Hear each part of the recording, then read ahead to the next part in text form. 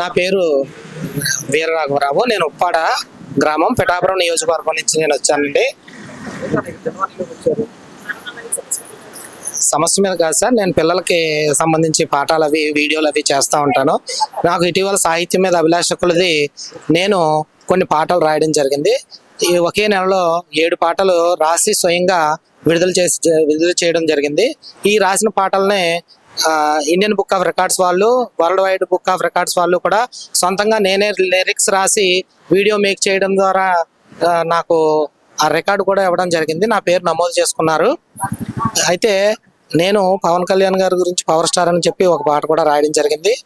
మొన్న అంబేద్కర్ జయంతి నాడు కూడా అంబేద్కర్ గారి గురించి ఒక పాట రాయడం జరిగింది. మహిళ మహారాణి అని చెప్పి కూడా ఒక పాట రాశానండి. ప్రతి పాట కూడా చాలా బాగుందని నా మిత్రులు సోదరులు అందరూ చెప్పడం జరిగింది.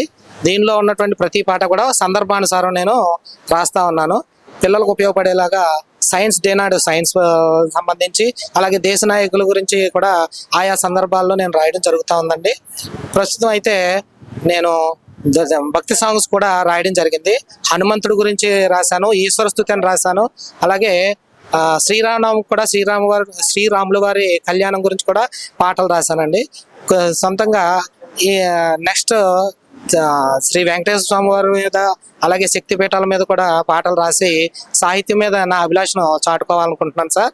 నాకు ఈ అవకాశం ఇచ్చినందుకు మీ అందరికి కూడా ధన్యవాదాలు తెలియజేస్తాను. సార్కి నేను రాసిన సాహిత్య పరంగా ఆయన యొక్క జీవితాన్ని అంతా కూడా దాంట్లో నేను రాసినటువంటి పాటలో పొందుపరచడం జరిగింది. ఆ పాటలు చూస్తూ ఉంటే తన తల్లిగారు అంజనమ్మ గారు పుత్రోత్సాహంతో ముమ్మూర్తుల త్రిమూర్తుల లాంటి 3 కొడుకుల కన్నా ఆ యొక్క తల్లికి ఈ పాట వినడం ద్వారా చాలా సంతోషం కలుగుతుందని నేను భావిస్తున్నాను సార్. ఎందుకంటే ఈ పాటల్లో నేను రాసినటువంటి సాహిత్యపరంగా నేను రాసిన పదాలన్నీ కూడా ఆయనకు పూర్తిగా సరిపోతాయి అన్నట్లుగా నేను భావించి రాయడం జరిగింది. సార్ ఒకసారి నా పాట చూస్తారని ఆశిస్తూ ఇక్కడ రావడం జరిగింది సార్. రాశాను సార్. పవన్ కళ్యాణ్ గారి గురించి జనసేన ఆవిర్భావ దినోత్సవం మార్చి 14వ తారీఖున దాన్ని ఉద్దేశించి నేను రాయడం జరిగింది. కొన్ని కారణాంతరాల వల్ల నేను అక్కడ ఇవ్వలేకపోయాను సార్కి. ఏదో రకంగా సార్ నా పాట చూస్తారనే ఉద్దేశంతో నేను ఇక్కడికి రావడం జరిగింది సార్. సార్ అవకాశం ఇప్పించాలని చెప్పారు సార్. సార్ అవకాశం ఇచ్చినప్పుడు నేను తప్పకుండా సార్ని కలుస్తాను. నాకు సార్నే కాకుండా ఈ పాట నేను స్వయంగా వాళ్ళ అమ్మగారికి కూడా వినిపించాలనే కోరికతోటి నేను ఇక్కడికి వచ్చాను సార్.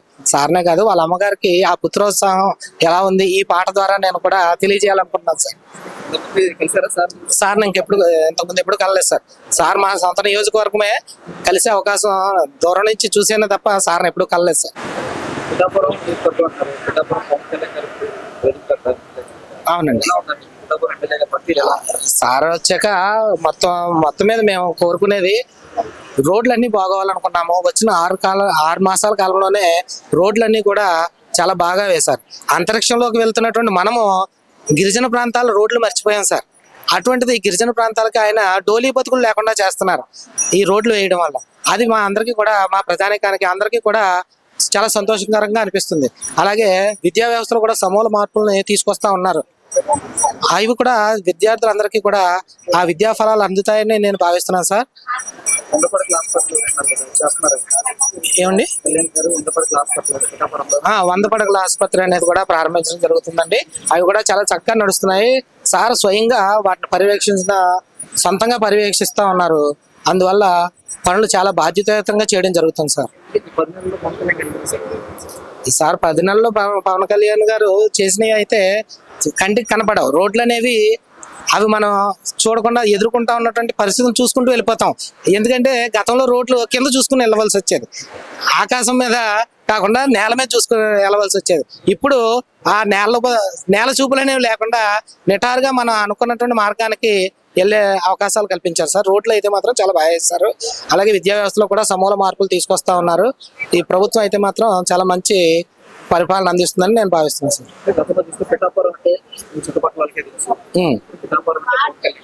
అవునండి.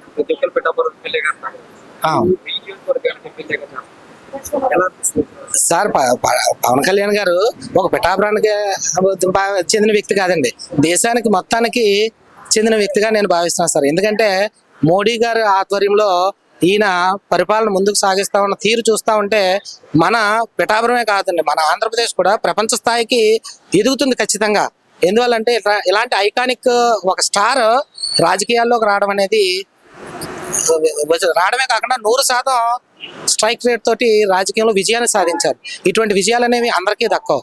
వరపుత్రులు లాంటి ఇటువంటి పవన్ కళ్యాణ్ గారికి మాత్రమే ఇటువంటి అవకాశం దక్కుతా ఉంది.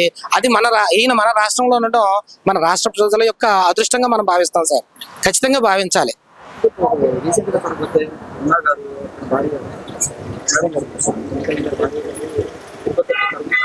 అవునా, అది ఎంతవరకు అంటే ఇప్పుడు సార్ దైవత్వం అనేది మనసుకు సంబంధించింది. మనసుతో దేవుణ్ణి ప్రార్థించాలి తప్ప ఆవిడ మనస్ఫూర్తిగా తన యొక్క పుత్రుడు అనేక కష్టాల్లో ఉంటే కష్టాల్లో రక్షించిన దేవుడు, ఆ దేవుని దైవ దర్శనం నిమిత్తం ఆవిడ మన నిష్కల్మషమైన మనసుతో వెళ్ళారు. వెళ్ళినప్పుడు ఆ డిక్లరేషన్ ఇవ్వడానికి కూడా వెనకాలలేదు కదా. ఆ డిక్లరేషన్ ఇచ్చి నేను ఈ ఆంధ్రప్రదేశ్ యొక్క కోడలుగా ఆవిడ భావించి డిక్లరేషన్ ఇచ్చి ఆ తిరుపతి కొండ మీదకి ఆవిడ వెళ్ళడం జరిగింది. తలనీలాలు ఎంతో ఇష్టంగా పెంచుకునే కురులను సమర్పించింది దేవుడికి. ఆమె గారు ఆ యొక్క తలనీలాలు సమర్పిస్తున్న తీరు నేను చాలా వీడియోలో చూశాను. చాలా వినమ్రంగా ఎంతో భక్తితో చేసినటువంటి ఆమె నిజంగా ధన్యురాలు సార్. ఆ భగవంతుని యొక్క అనుగ్రహం ఆవిడ మీద కుటుంబం మీద ఉండాలని నేను ఎప్పుడూ కోరుకుంటూ ఉంటాను సార్. ప్రస్తుతానికి కూటమి ప్రభుత్వం అయితే అద్భుతమైనటువంటి విజయాలతో ముందుకు వెళ్తుంది. ఇలాగే ముందుకు వెళ్ళాలని కోరుకుంటూ మా విద్యారంగంలో కూడా మంచి మార్పులు తీసుకొస్తా ఉన్నారు.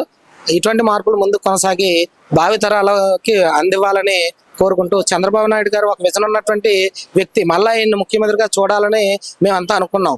అది పవన్ కళ్యాణ్ గారు కలవడం వల్ల మాత్రం ఖచ్చితంగా జరిగింది 100% అని చెప్పడం అనేది 100% వాస్తవం.